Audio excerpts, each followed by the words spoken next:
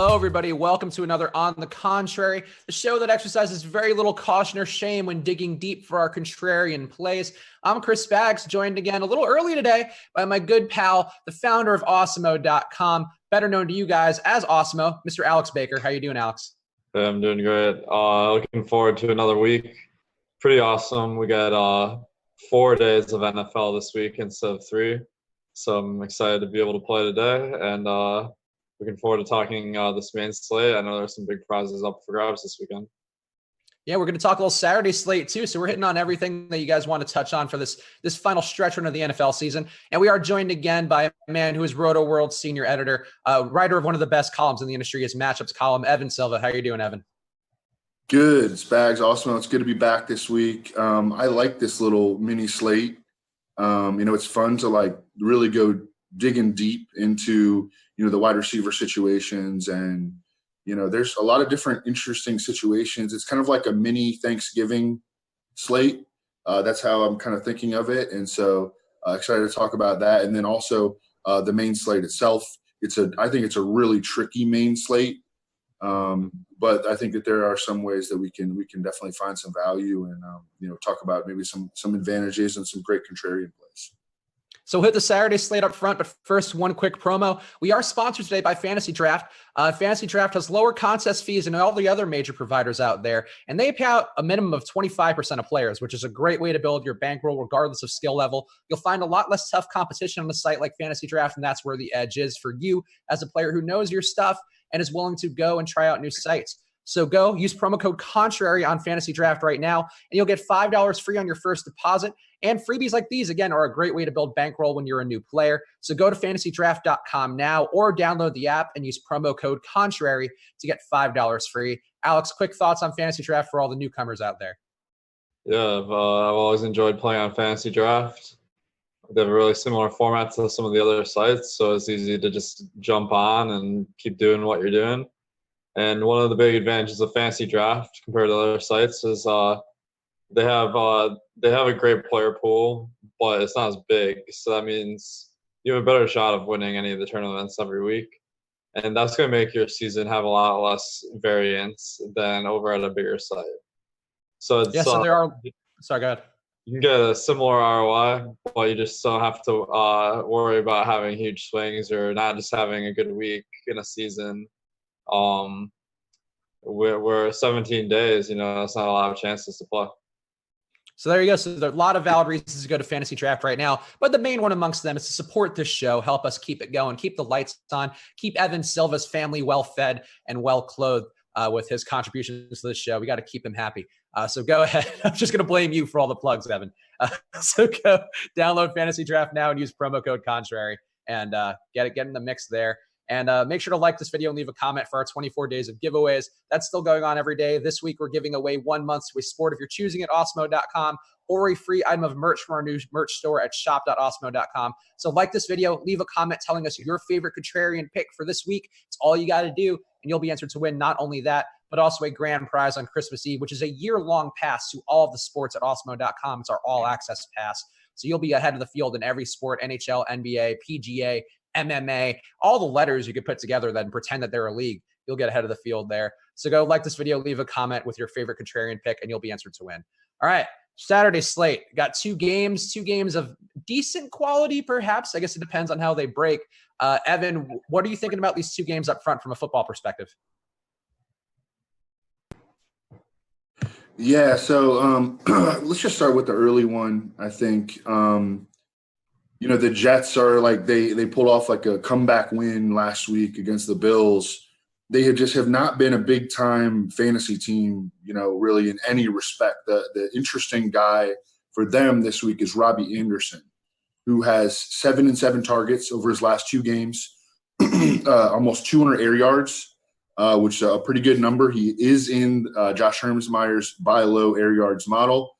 So I'm sure that Awesemo has moved him up his algorithm, and he will be facing off with the Texans, who at outside cornerback, they play with old guys, Jonathan Joseph and Sharice Wright, 34 and 31 years old. We saw what T.Y. Hilton did to them. I noted in my column He had 199 yards last week, if you didn't know. And then Zach Pascal, someone that some people probably haven't even heard of, 5 catches for 68 yards and a touchdown. But I noted in my column that there are just a slew of perimeter receivers that have crushed the Texans this year. And the Texans have been a pretty good defense, so it's clear that this is their weakness. And it's not surprising when you look at, the age of the cornerbacks on the outside. And that's where Robby Anderson runs most of his routes. They're better in the slot. Kareem Jackson has had a really good season at slot corner. So good that they signed this dude Aaron Colvin in the offseason. And he's been like a part-time player. And they gave him a lot of money. So I think that the clear area to attack them is with Robby Anderson. We also know that Robby Anderson is a high variance player just in general. And then Elijah McGuire on the Jets side also, he had 20 touches last week. And Isaiah Crowell, of course, placed on injured reserve. Trenton Cannon, their number 2 back, has been a little banged up. So Elijah McGuire has a pretty good workload expectation at home against the Texans. Texans have been great in run defense, but they've given up a lot of production in the receiving game to running backs. And Elijah McGuire caught 130 passes in his college career. He's got, even as a part-time player, he has 3 catches in 5 of his last 8 games in the NFL. So those are the guys that I'm looking at on the Jets. And then, Deshaun Watson, DeAndre Hopkins, usual suspects, Lamar Miller, Chris Herndon also is pretty interesting on the Jets. He's been a little up and down. He's a rookie tight end. Dudes don't usually produce at that position in the NFL, and he's like a late-round rookie tight end. But he has definitely had moments, and the Texans have been very vulnerable against tight ends this year. Yeah, I think Herndon's interesting. I think we've talked about that a couple times, including last week with Eric Ebron, about how that was probably a decent matchup for him. One quick question about the Jets pass catching, because this is something where I don't love using just DVOA as a metric, but DVOA, the Texans have actually been pretty good at defending pass catching running backs, but you're saying they've had actually better production there? I'm sorry, can you say that one more time? So according to Football Outsiders DVOA, apparently the Texans are giving up a 31% decrease to pass catching running backs, but you're saying that might be not actually the case in practicality, that they actually they've given up a lot of receptions to opposing running backs. And, that could be caused by teams just understanding that they've been so stout against the run that they're more likely to, throw little dump offs to their RBs. But yeah, in terms of yardage, how that's probably a yards per target. Yards per target probably factors heavily into their advanced metrics for things like that. And so yeah, if they're not giving up big yards per reception, big yards per target, they're probably way downgraded and something like that. But they've given up just a lot of receptions period to opposing RBs. I think it's the 10th most. I can look it up real quick. Yeah, on a 2-game slate rather with just 4 teams, I think that could be a bit of an edge to note that for the guys out there, because I know a lot of people just tend to look at those DVOA stats and just use that as a jump off point. But if you do have a number that does conflict with that, I think it could be a value point to go to Elijah McGuire there. Alex, what do you see as a value plays in this game between Houston and the Jets? Yeah, I'm loving that we're talking about the Jets. They're one of my favorite teams, my 4th favorite on the slate. Yeah, I think Elijah McGuire is way underpriced on both sides. I know that Crowell, he wasn't really clearly out this week when they did the pricing. So I think that last week we got a kind of glimpse into what they're going to do without Crowell in the rotation. And McGuire got most of the work. I think Trenton Cannon is decent in showdown slates or single game. But Elijah McGuire is really the only guy I'm targeting. I really like the Houston side, just all the usual suspects like Hopkins, Miller. Demaryius Thomas hasn't gotten it going really, but we know he's a talented guy. So I'm willing to keep giving him some flyers, and that's pretty much how I'm going to push the game. Stack Houston. All right, and then the other game, the second half of this equation, which will have two of Alex's top three teams on the slate. I'll spoil that for you. I could do that math in my head real fast. We got Cleveland and Denver. Should be a decent bounce back spot for Phillip Lindsay versus a Cleveland defense that's not particularly stout versus the run. On Cleveland's side, Baker's been slinging it very effectively since Freddie Kitchens took over as the OC. Jarvis Landry, my contrarian pick last week, really the best contrarian pick besides Dak Prescott, which was much better. But Jarvis Landry looked really good. I'm happy for Jarvis that he's back in the mix. Evan, what do you think about this game with Cleveland heading into the Mile High region? Yeah, I just did check on the Texans. They've allowed the 10th most receptions per game to opposing running backs, 5.9 receptions per game. And I think that Elijah McGuire might get 80% of the snaps here. So just something to note. This is a real interesting game. We have the Browns going to Denver, coming off of a big upset win over the Panthers, kind of in like a letdown spot. And then we have the Broncos kind of in a bounce back spot, coming off of a loss at San Francisco, returning home. So that's a kind of interesting element just to start the game off with. But I think that the Browns are just a better team than the Broncos right now. The Broncos have lost Emmanuel Sanders and Chris Harris over the last couple of weeks. Last week at slot corner, they were playing Justin Simmons, a safety at slot corner. He's going to match up a lot with Jarvis Landry. Last week it seemed like Freddie Kitchens was trying to manufacture touches for Jarvis Landry. He didn't have a ton of targets in the game. He did not have a ton of targets. We had a couple of rushing attempts. And he's a pretty good play from a matchup standpoint, and especially if they're going to continue to, manufacture touches for him. My personal conundrum, and I think it's my biggest one on the slate, is am I going to play Baker Mayfield or Deshaun Watson? And I think that vast majority are going to play Deshaun Watson. That's what I'm thinking. But I think he also has the highest ceiling, of the quarterbacks. So that's my personal conundrum. I'm just playing one lineup. I'm sure that Osimo's, maxing it out, but that's his nature. You have two lineups, man. Then you can just play one in each. There you go. And that's probably what I should do. That's probably what I should do. But yeah, that's my biggest problem. Could go on and on about this stuff. Antonio Callaway is pretty interesting. I think he's got a lot of opportunity. Just really, it seems like every week he's really close to a big game, and it just hasn't happened yet. I think that Chubb is like a lock pretty much. Just with all the work that he's getting, Duke Johnson just isn't really even involved anymore. Alex, what do you see as the plays to go to in this Cleveland-Denver half of the slate? Yeah, I'm on Chubb as well. I think he's probably my highest owned player on the slate. I was really surprised that some of the sports books weren't high on him, having him in the low 70s as far as rush yards. I think he's going to do a lot better than that. I think that might be recency bias. But Chubb, as Evan's saying, just gets all of the work. And last week he got a bunch of targets, which was a new sign that if the Browns are playing from behind, Chubb is still going to be producing. So I think that he's pretty easy to click on this slate. All right, so there you go. So those are the thoughts on the Saturday slate. So go tackle that now. Go make your lineups. Go degenerate it up on a Saturday when the NFL's got to take over every day of the week for you down to stretch run. Let's go on to the Sunday slate and the highest team total that we should talk about, New England and Pittsburgh. We got Tom Brady and Ben Roethlisberger projected to be two of the highest owned QBs on the slate. Juju's the highest owned wide receiver. Gronk is the highest owned tight end, it looks like. What are you going to do with all this ownership, Alex? There's not a lot of high team totals, not a lot of games above 50 points projected between the teams. Is this one you're going to load up on, or are you going to try to find value elsewhere?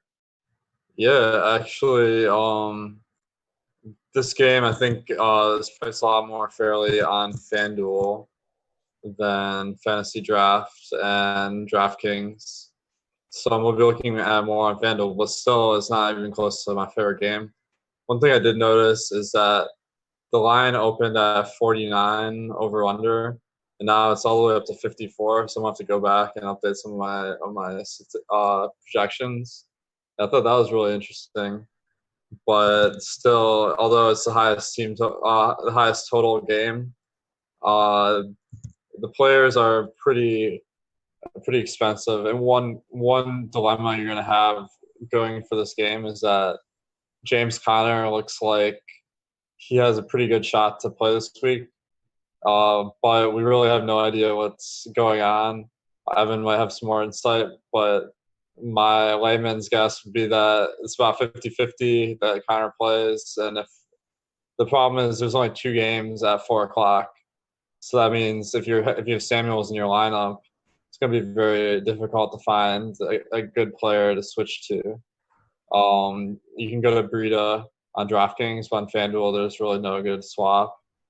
So I'm a little down on going that way. And then obviously like having Conner himself, that'll be sticky too. So Evan, what do you think about the injury situation with Conner, and how do you think that affects his probability to play? So I do not think he's going to play. And let me know, if this changes your mind at all, Awesemo. So I do a podcast every Friday with Warren Sharp and Dr. Chow at Pro Football Doc. And we had technical difficulties this week, and I don't even think it's going to go out. But anyways, I know that Dr. Chow does not think that James Conner is going to play. And also 2 Steelers beat writers said yesterday that they are skeptical that James Conner is going to play. They don't think he's going to play. And the history of Steelers players that are listed as questionable actually playing much lower than most teams. And almost all of the questionable players that have played got in at least 1 full practice leading into the game. And all that James Conner got was he got 2 DNPs and a limited. So I don't know. I mean, what do you think, Awesemo? Yeah, I think I try not to read the tea leaves too much. I saw that the high ankle sprains take 2 to 4 weeks to recover from. I think there is a possibility he does play. I'm not convinced that it's 100% he's not going to play. So that just that leads to having to plan for the contingency that he's at. And so risk averse, man. So risk averse, Well, one of the things too is he's a great play this week, Jalen Samuels. But DraftKings and FanDuel and Fantasy Draft all raised the price, so it's not like bargain bin. So that makes it a little bit less appealing. Where you might be able to find some good guys, where and not having him in, if he does end up getting the bulk of the workload, isn't going to kill your lineups. Yeah, at 14% projected ownership right now for Jalen Samuels on DraftKings. That could be a risky proposition if somehow Conner does get ruled in, but also a decent chunk of people who would have him if Conner's ruled out. So there's some sort of risk aversion there that you maybe have to exercise. What about the New England side? Are we buying into Tom Brady, Evan, after that game last week where he looked back to form, but now he gets Pittsburgh, who's going to blitz, and that's caused problems for him all year? So with the Samuels thing, and sorry, no worries. Okay. Everyone's going to think like that, right? Everyone is going to think, oh, Conner might play. I can't play Samuels, right? So you want to pull up some ownership projections, if you don't mind, Spags? Yeah, I got them. Go ahead. Okay. You looking for FanDuel? Both, if you don't mind. So on DK, Samuels is at 14%, and on FanDuel, he is at 17% right now. 14 and 17. Okay, that's kind of high. It's kind of high. Well, hey, we could get a Schefter tweet tonight. We could get a Schefter tweet tonight. And I think that if Schefter does have a tweet tonight, then I think it would be much more likely that he would tweet that Conner is not going to play, or not expected to play. If we don't get a tweet, then I think that what would happen is they would actually work him out before the game. The Steelers would actually work him out before the game, and they would make the decision then. No one knows what's going to happen, and they make their decision actually before the game, which would stink for everyone, of course, because or maybe not for late swappers, but yeah, I mean, I don't know. he's such a good play, man. It's one of those situations where like you want to have access to, you want to have the potential to go to him. Do you agree with that? Oh yeah, I mean he's going to be one of the top plays this week if Connor is ruled out. So that's why it makes it such an interesting situation. The issue, like for sure, is that it just really stinks for you if Connor is ruled in because the only guy on FanDuel, well, I'm thinking specifically FanDuel. On DraftKings, it's a little better. But the only guys you can swap to on FanDuel are Vance McDonald, Dante Pettis, and Mike Davis. So it's like such a huge downgrade. Vance isn't that bad. Vance is all right. He's not bad, but I mean, it just like kind of sucks if you're early banking on that. I do agree with you. Like, there's a strong possibility that there's a tweet tonight kind of clearing up the situation. Mm-hmm. I've always been intrigued by like, how does the probability this guy's going to play change if there is no tweet? Like if if the guy's questionable on Saturday versus questionable on Sunday, like that's like a very interesting like issue. Mm-hmm. So what you're saying is like if there is no more news, you think it's more likely that Connor might play than we're facing? Yeah, I think we're going to get a tweet. Whether it be tonight, whether it be tomorrow, we'll see. Either way, we should talk about something else. We'll talk about the Patriots. I think that the Patriots attack the Steelers with a pass-first game plan, get the ball out quickly. I think that James White is a really interesting contrarian play. No, I would guess that no one's going to want to play him because he burned everybody last week. Like season, most people still play season long. Everyone started in season long last week. He didn't even get a touch until there was a minute left in the first half.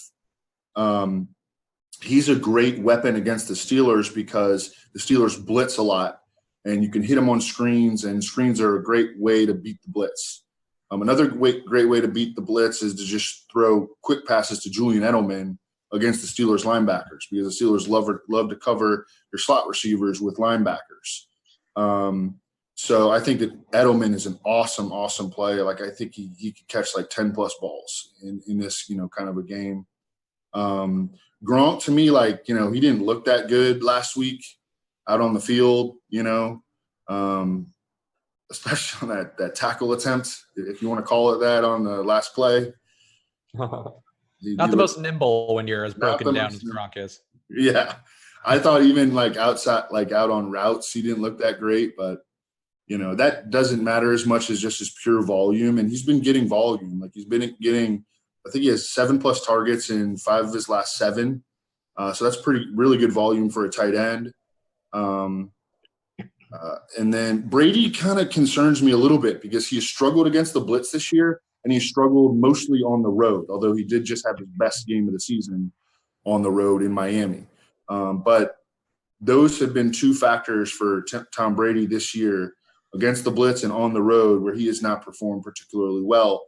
With that said, if he throws 50 balls in this game, which I think is that could happen. I think that both teams are going to throw the ball a lot in this game, especially if Connor's out. If Connor's out, the Steelers like straight don't have a running back. Like Jalen Samuels is not really a running back. That's one of the things that makes him so great for DK is that he's not really even a running back. He's like just a straight pass catcher, and so I just think that both teams are going to throw the ball a lot. That can contribute to higher scoring because, it stops the clock, when you don't complete the passes. And the over has gotten hit here. Opened at 52.5. It's at 54 now in pretty much every spot. So like to see that. Any chance at all of Stevan Ridley maybe having a day if Connor's out, given that, it might behoove the Steelers to try to lean on the clock a little more? And Ridley has talked pretty openly about wanting revenge against this Patriots team who he left with some acrimony a couple of years ago. Any thoughts on that, Evan? Maybe he gets a goal line carry. He's the only true running back they have on the stable, and they have given him volume a couple times in the past. That didn't happen last week, but just a thought because it does seem like it's laying there at 1% ownership. I don't know. Any interest at all, Alex, in Stevan Ridley? I would be interested if I was the only person who had him in the whole millionaire maker. You know what? I don't think this is a thought that I had really strongly, but now I feel like I want to play Stevan Ridley just on the hopes that it's right, and I look like a genius then for doing that. Yeah, man, that statement could really come back to bite me. I'll tell you that. it's just what based on what we talked about. I mean, the total going up does seem like it would lead to a pass-friendly game, but just a thought. I think Stevan Ridley, if you were playing a bunch of lineups, I think having one Stevan Ridley lineup in there is not the craziest sentiment. Let's talk about another game which has some ownership. Actually, is the highest owned player in it, perhaps a bit surprisingly so. Oakland at the Bengals. This game kind of seems like a trap spot to me, perhaps even more so now that we have Joe Mixon projected to be the highest owned running back, 42% projected ownership on DK. Alex, what are you feeling about Joe Mixon if he is the chalkiest guy on the slate by a pretty wide margin? He's my number one running back when I ran my first crunches too. He's getting a lot more of the work than I expected, like with Giovanni Bernard coming back from injury. Mixon is like I think he's like 80% of the snaps or something like that. And those snaps are worth a lot more when you're facing Oakland. So I think with the amount he's getting in the passing game and the running game, he's a knockout play. And then I like a lot of the other guys in this game too. What do you think about this one, Evan? Oh, God. I mean, can you just remind me what game we're talking about here? Sorry. Talk about Oakland at the Bengals. It's a pretty decent team for a match between Oakland and the Bengals. Yeah. I'm sorry. I totally blanked there. It's a tough one, man. I mean, I could see it being like a sneaky shootout. Like the defenses are so bad on both sides. But then I could also just see it being like a total ugly slop fest, and that might play into Joe Mixon's hands. Again, Raiders coming off like a huge win over the Steelers. They got so lucky in that game, by the way. Like, the X-ray machine doesn't work and the kicker's like falling down on his field goals and, Josh Dobbs has to come in. Josh Dobbs, ooh, boy, he can't play at all. He's real bad. But James Conner was out. Like the Raiders were the luckiest team on the planet last week, and they're now going on the road for a 1 p.m. Eastern time game against Cincinnati. And then, I think the Bengals win this game. I have no idea how it's going to go. Clearly, Joe Mixon's an awesome play. Tyler Boyd is a guy that we try to like talk ourselves into every week, and it's not going too well. Jeff Driskel, like he's not running. What is the deal with this guy? Like, please run. He didn't run in the preseason either. This is something that I looked at.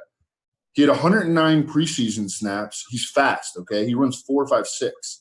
He had and he ran in San Francisco when he was in San Francisco, and he ran last preseason too in the 2017 preseason. This preseason he had one rushing attempt on 109 preseason snaps. Through 2 starts, he has 3 and 2 rushing attempts. What is up with this, man? I would love to, kind of like him as a contrarian play, like maybe like even like a team stack with him, Boyd, and Mixon. But I want him to run because we know he's not a very good passer, and he's not running.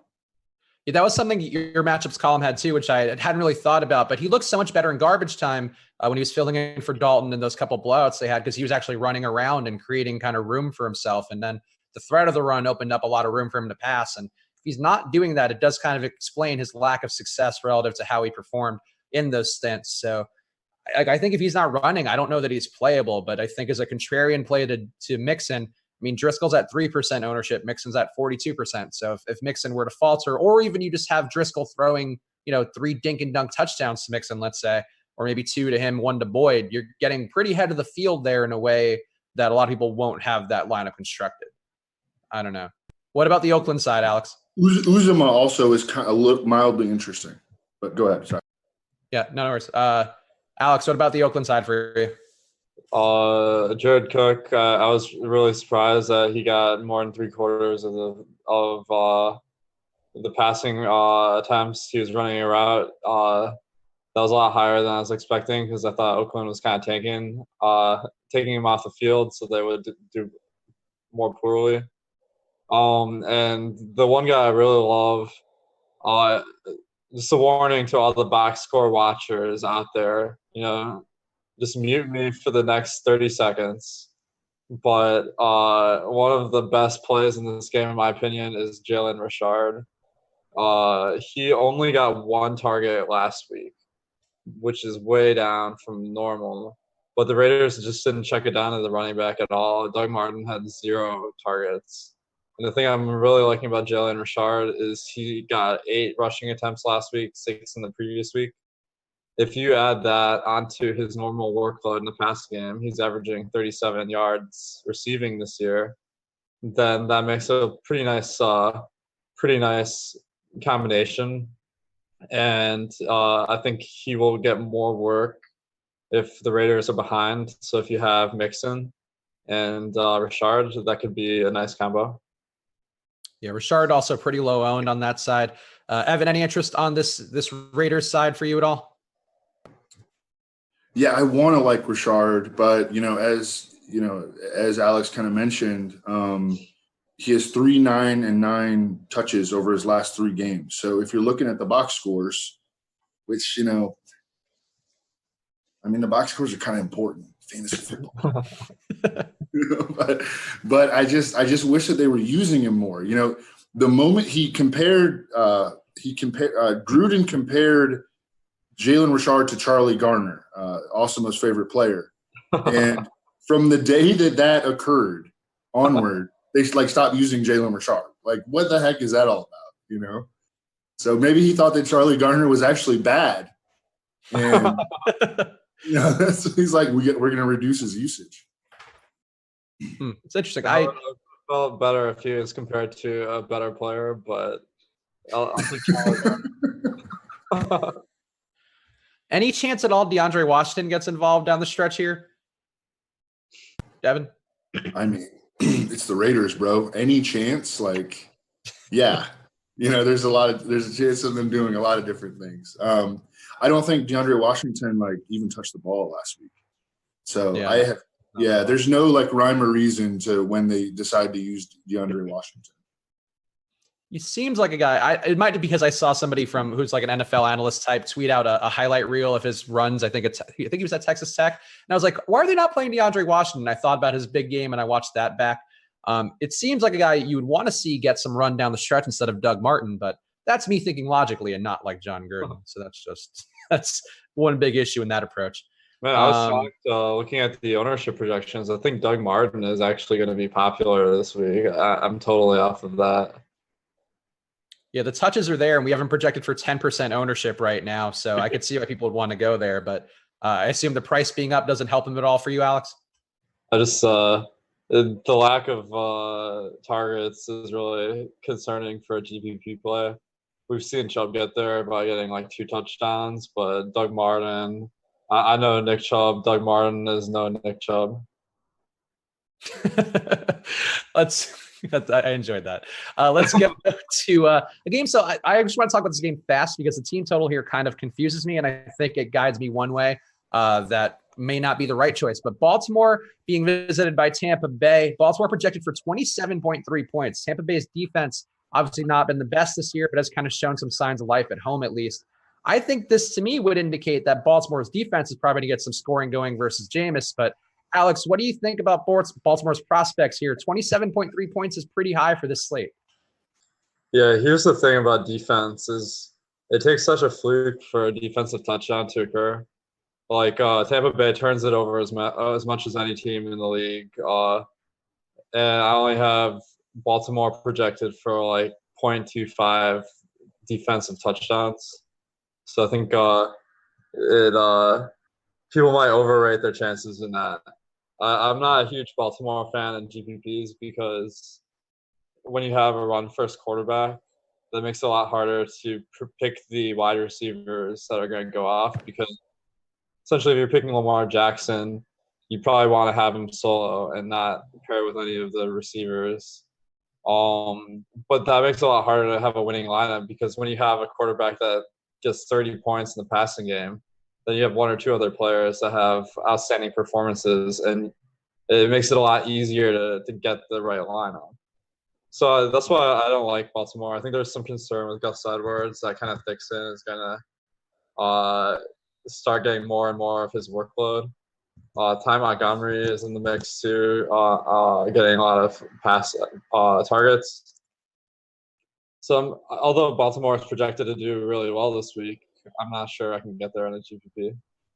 Interesting. Yeah, as somebody who's owned John Brown in recent weeks and seen him get over 100 air yards and no catches and like 5 targets, it's not the most best thing in the world to roster anybody as in a stack with Jackson. I think the same thing for Chris Moore last week too. He had like 100 air yards and no catches.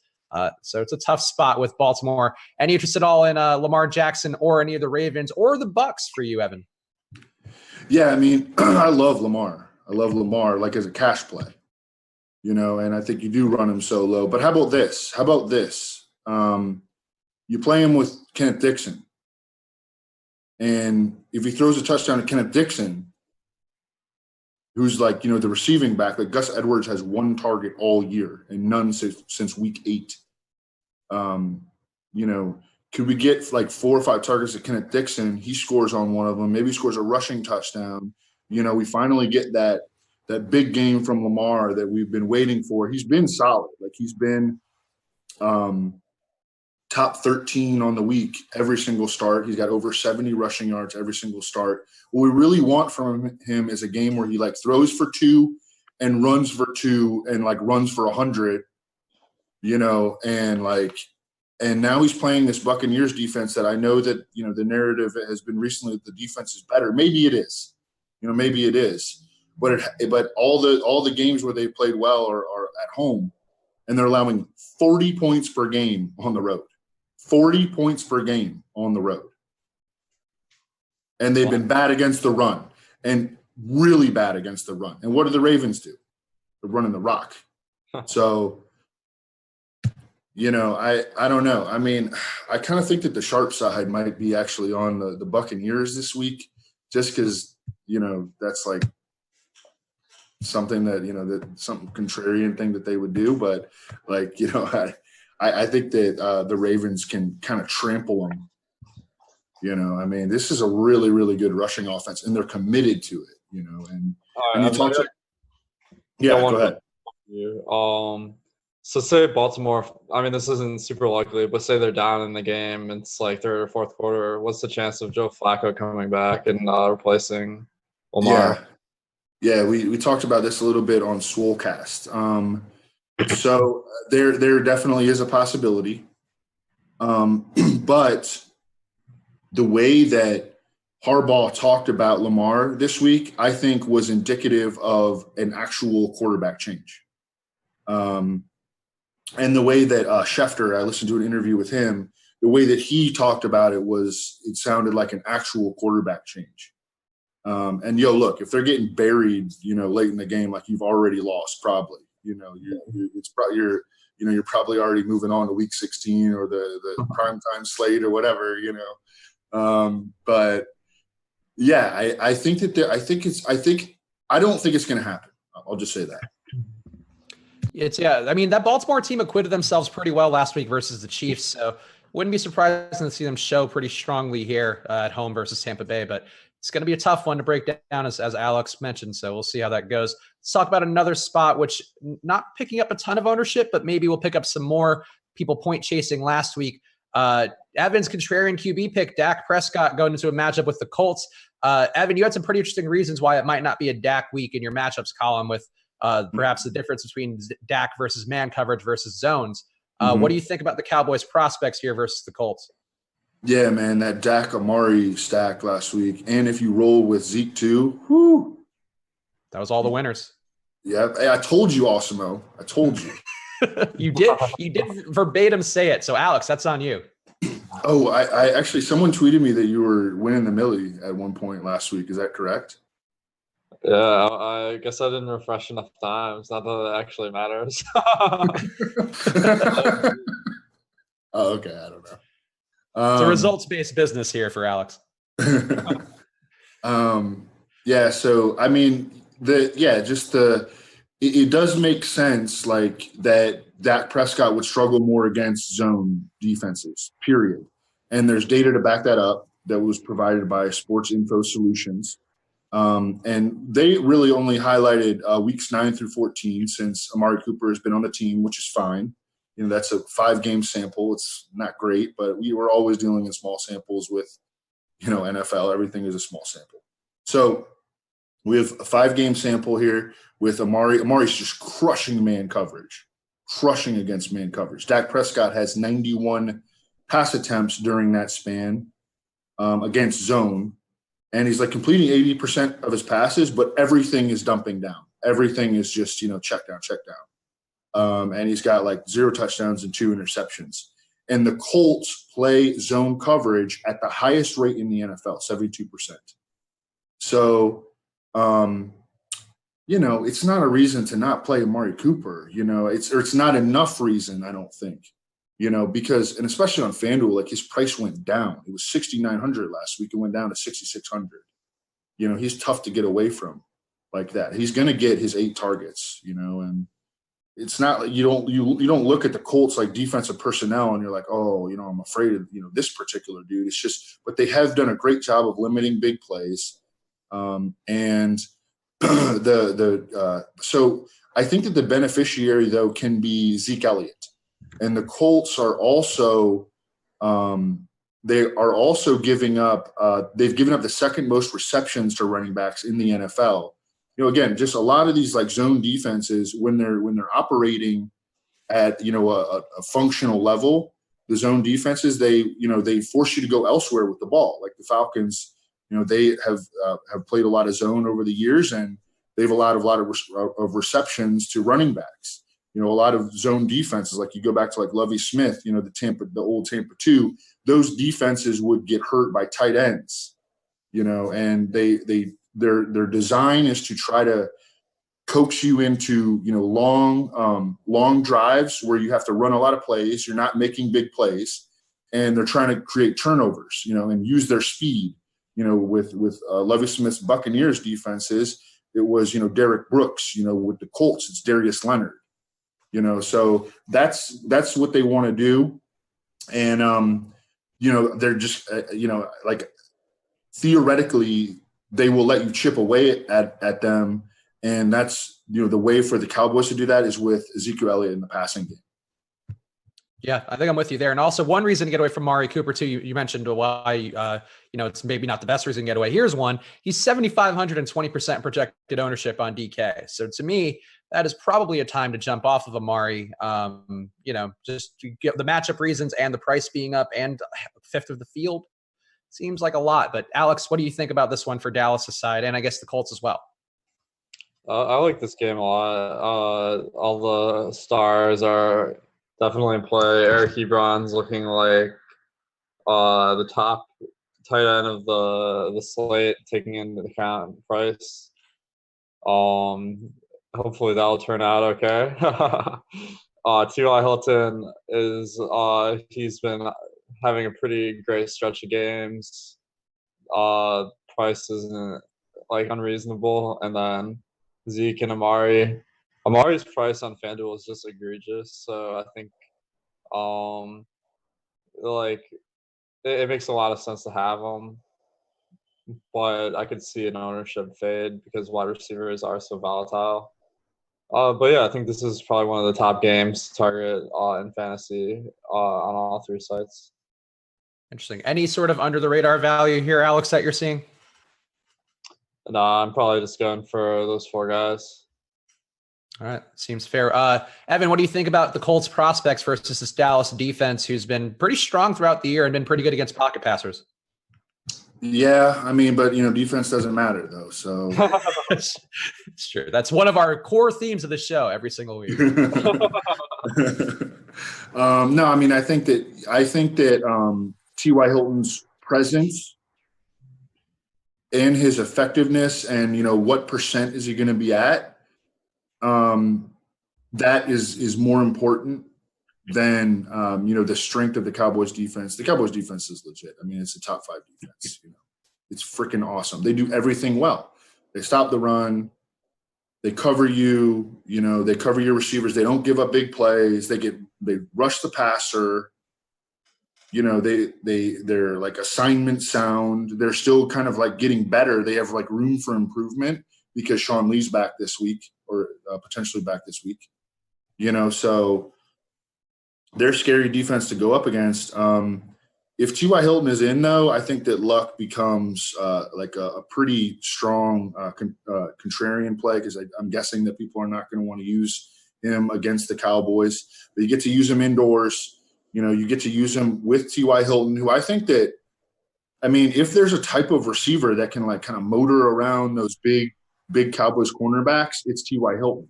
He gets a lot of work in the slot where you can hurt the Cowboys a little bit, So – and he has awesome home splits in his career. You love to play him at Lucas Oil Stadium. So I think that he's in a good spot. And then I think that Eric Ebron is in a good spot too, potentially. The Cowboys have given up a lot of production to tight ends. But last week they stuck Byron Jones. And I don't know if they'll do this because they're facing T.Y. Hilton this week. And, they were not facing like a vertical receiver last week against the Eagles. But they stuck Byron Jones, their stud right cornerback, on Zach Ertz on a lot of passing downs. Now it was only 10 of Zach Ertz's 38 routes. So are we really going to get worried about that for Ebron?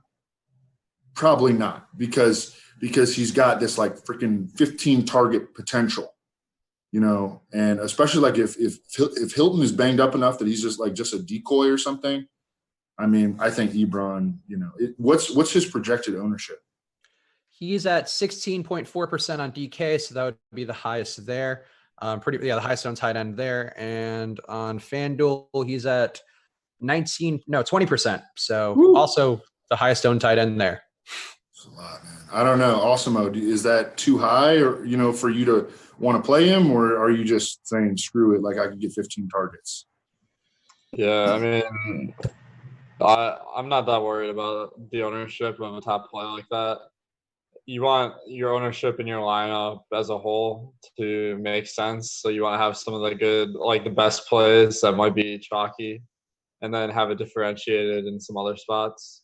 So if I pick Ebron, I'll probably try to be a little bit more contrarian with my other picks. All right, there you go. It seems like a logical approach there. Let's talk about a guy. Hopefully we can just get through this one fast. We should kind of watch out for time here.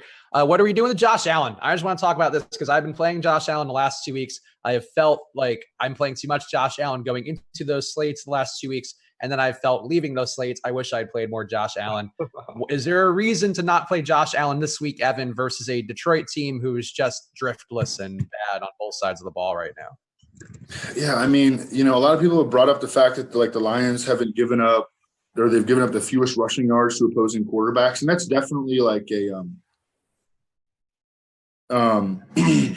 like a statistic that I definitely look at. But if you look at the quarterbacks that are mobile that have faced them, they've all had big fantasy weeks. Even without the rushing. It was Cam. Dak had a good game against them. Trubisky had an awesome game against them. There was another dude. I don't know. You can read my column if you want to see. But it might have been Mariota. I don't know. I can't remember. But they've given up big games to dual threat quarterbacks. And Josh Allen, this is a dome team going up to Buffalo in the middle of December. Are they even going to really show up in this game? And Josh Allen, there was another stat that came out from Pro Football Focus, who does a great job. They're the best. But it was that Josh Allen is getting his rushing yards on scrambles, whereas Lamar Jackson is getting his runs on designed runs. He's getting his rushing yards on designed runs. And so, I think the logical thinking from that is that Lamar Jackson's rushing production is more sustainable, whereas Josh Allen's is more volatile. But, if you see Josh Allen play, he's going to run the ball. That's not a doubt. Especially if his first read is covered, he's going to run. He's going to run. Now, he did get banged up a little bit in last week's game. And, does that create some hesitancy, especially from the coaching staff? don't run. We don't need you getting hurt in these last couple of games. This is kind of meaningless. I don't know. But the way that he has been playing to this point, he's looking at one read and he's taken off. And he's hard to tackle, and he's fast, and he's elusive. And so, that's just the way that he's been playing. And then I think he can also have success in the passing game like those other dual threat quarterbacks did. I know that he's a train wreck at times as a passer, but he has a great arm, and Robert Foster can get open. And, this dude, Isaiah McKenzie, has been making plays in the slot now. And, Zay Jones is in the buy low air yards model. So, we got all these, different dudes. I think he can have passing game success this week too. So I think his upside is as high as ever. I know that it was a lot to talk about Josh Allen, but yeah, not enough for me. Never enough Josh Allen talk. Don't talk yourself out of Josh Allen just because of a couple of statistics. One other stat that jumped out real fast too: Detroit giving up the most air yards in the league at 9.5 air yards per target. Josh Allen, of course, just slings it deep. And Robert Foster getting targeted very deep downfield as much as anybody in the league, 27 air yards per target. So intrigued by that Josh Allen, Robert Foster stack, but they do have ownership on him this week, Alex. They're projected for between 7 and 9%, all of the key Buffalo pieces outside of Chris Ivory. Are you going any Buffalo this week versus Detroit, Alex? I'm as optimistic about Buffalo as I am about the Jets and Stevan Ridley. So I don't really see it. I don't care if my quarterback rushes for 100 yards because I'm playing GPPs, and he wants some of his wide receivers to go off.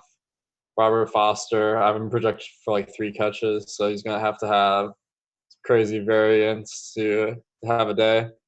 If I was going to pick one guy to pair with him, it'd probably be Foster, though. But I don't want to waste everyone's time. I just recommend going elsewhere.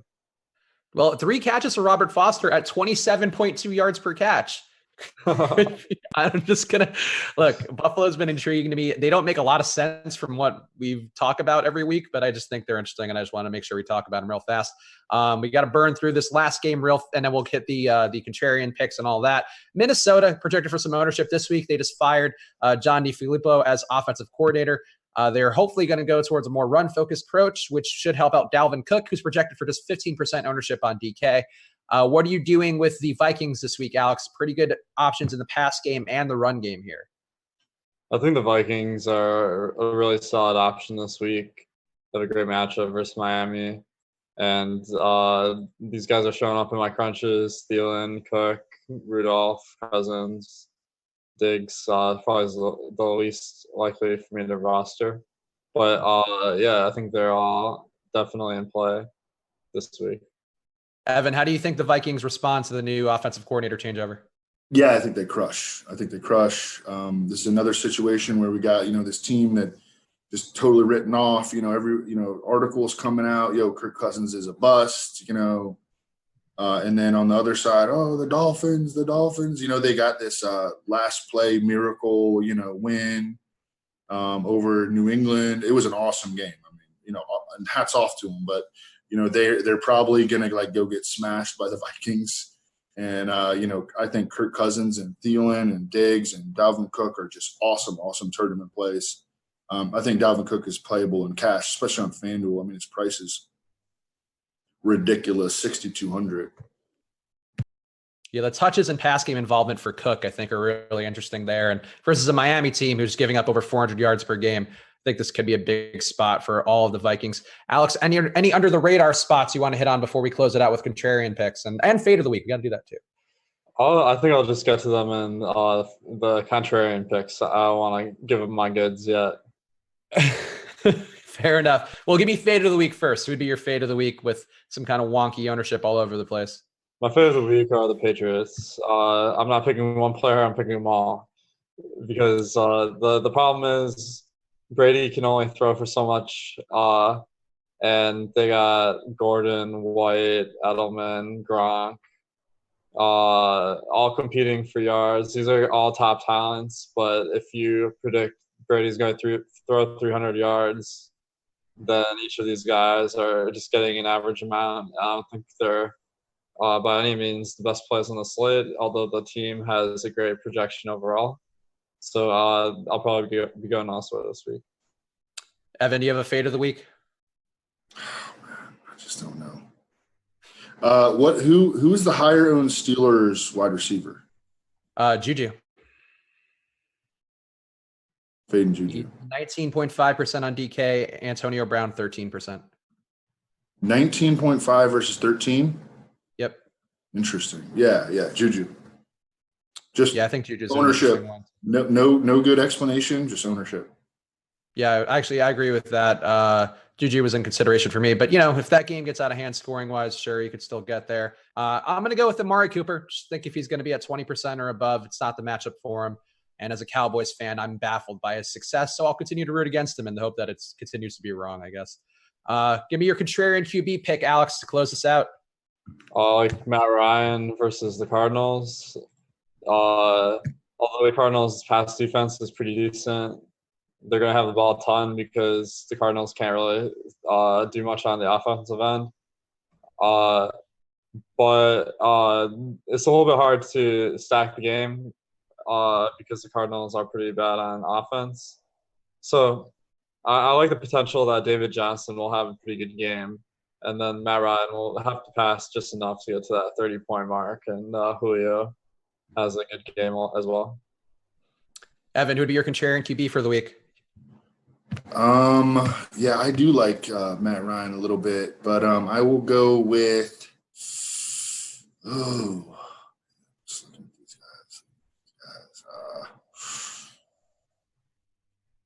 who is contrarian here? Aaron Rodgers. I'll go with Andrew Luck. Is he contrarian? Is he single digit? He's contrarian enough. He's at 8% ownership. I think that's fair. Right. Let's do that. Yeah, under 10% is would be the threshold for me. And I'll go with my contrarian pick, Mr. Josh Allen, country strong. We're going to keep running it back until the wheels fall off, until he leaves with a broken back after getting hit on 50 straight rushes in a row. Look, he plays like I play flag football in Madden. I said that last week. I fully support it. So team Josh Allen. Contrarian running back, Alex, who'd you go with? Go with Jalen Richard. Oakland's projected to do much better than they have been previous weeks versus the Bengals, and I think it makes a nice game stack. I like Richard because he's getting a lot of work in the running game compared to the start of the season. And I don't think his role in the passing game has changed. So I think he's a pretty good pick this week. Evan, contrarian running back pick. Easy one for me. Leonard Fournette. First of all, what do you have him priced or projected at in terms of ownership? He is at 10% on DK, and he is at 12.5% on FanDuel. So he's real fringy. I'm sticking with it. I think he'd get like 30 touches here. Washington is just, you want to talk about a dead team. And huge home favorites. Jags are 7.5 points. The line the spread moved through the 7. Love seeing that. Jags are actually getting back their second string left tackle, which is big for them. Josh Wells off injured reserve. He can't be any worse than the fourth string left tackle. So yeah, I love Fournette. I think he smashes. I was actually going to go Fournette, so I'll pivot over to Tariq Cohen at 7% ownership. I think this game versus Green Bay, I wouldn't be surprised if Green Bay exceeds their total a little bit, projected for just 20 points by Vegas. But I liked what I saw last week. They did seem like they had a little more bounce in their step. Granted, that was versus Atlanta, but the Bears are riding high. The Packers are going under the radar. So maybe they keep it close enough where Tariq Cohen gets more involved. Contrarian wide receiver pick, Alex. So just to be clear, we had great success with our contrarian picks last week. If you played a lot of the plays we gave, it would have been a lot of money between Dak and Landry and Austin Eckler. Lots of contrarian picks. So we got pressure on this, Alex. Close it out with a good contrarian wide receiver. Man, I was hoping you wouldn't ramp up the pressure here. One thing I want to note real quick before we end the show is that Fantasy Draft has this game between the Rams and Eagles on the main slate. So I also want to mention that I think the Rams make a really awesome stack on Fantasy Draft. Contrarian wide receiver, I like Taywan Taylor. He has been getting targeted a lot in the routes that he's run. And this past week, he saw 3/4 of the pass attempts he was running a route. And that was a big bump in playing time. So Tennessee should have to pass a decent amount versus the Giants as an underdog. Marcus Mariota has shown some promising signs. And I think that Taywan Taylor will be really sneaky. 1% on. All right. What about you, Evan? Contrarian wide receiver to close us out. Love that. I love Taywan, man. He's a baller. He just needs to rock. They just need to give him the rock more.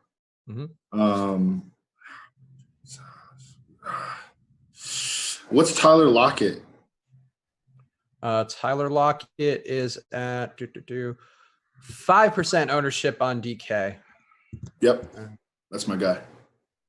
All right. Tyler Lockett. I like that play. I will go with, all right, I'm going to go real weird here. I'm going to go JJ Nelson. Just a ton of air yards last week and just didn't catch him. And Josh Rosen is a bad quarterback, but Atlanta's a bad passing defense. So I think somebody here is going to have a day, and I think it's either JJ Nelson or Trent Sherfield, who are players. Well, I'm not making up. JJ Nelson we know exists, but Trent Sherfield is a guy who actually had a decent week last week. Look, it's not Josh Rosen at quarterback. It's got to be one of his targets. That's what we got to do for contrarian picks. Got Atlanta. What are we going to do? All right, that's it for us this week. Make sure to go download Fantasy Draft. Use promo code CONTRARY to get $5 free on any deposit. Again, Alex has mentioned all the reasons you should play Fantasy Draft, but they are giving the best rates out there of any DFS site. They support us, so support them, please. Download Fantasy Draft or go to fantasydraft.com now. Use promo code CONTRARY and like this video and leave a comment giving us your favorite contrarian pick for the week. To enter to win our 24 days of giveaways, you can win a month's access to any sport at awesemo.com or an item of merch from our shop.awesemo.com store. You can also buy things from there too if you want, but we're giving it away for free. So just like this video, leave a comment with your favorite contrarian pick, and you'll also be entered to win on Christmas Eve and all access pass for 1 year. That's every sport. You win money, get good at a bunch of sports, just like Awesemo. So any parting words, Alex, for the folks before we go let people enjoy their Saturdays? Just thanks everyone for watching. I hope some of these contrarian picks go off when you have them. Thanks, Evan and Chris for doing another great show. And thanks, Dan Stratford, for producing behind the scenes. All right, cool. So thank you. Thank you, Dan. Thank you for doing this. Josh is currently enjoying the fruits of Alex's labor out in New York, living his home alone, lost in New York life with his wife out there, which we talked about before we came on the air. But Josh is having a good time. So we miss you, Josh. But thanks, Dan, for producing. And we'll be back again soon. We're doing this, I guess, through the rest of the regular season at least. So tune in next week, and we appreciate you all, and good luck.